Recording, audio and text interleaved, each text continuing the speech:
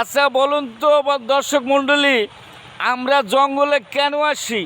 জঙ্গলে আসার কারণ একটান কিন্তু আছে, আপনাদেরকে সেই জিনিসটা দেখাতে যাচ্ছি।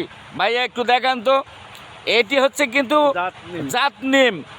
এই জাত নিম দিয়ে আপনি যখনই দাঁত পরিষ্কার করবেন, আপনার দাঁতের কোনো পাইরিয়া মানে যেটা আর কি দাঁত তো অবশ্যই পরিষ্কার হবে।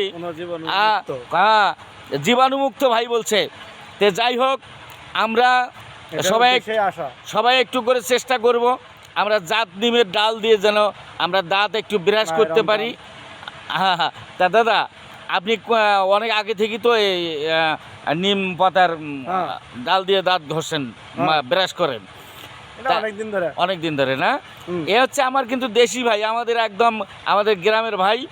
তার সাথে দেখা আজকে কিন্তু এই যে জেনারেটর ফ্যাক্টরির পাশে। তা ধন্যবাদ।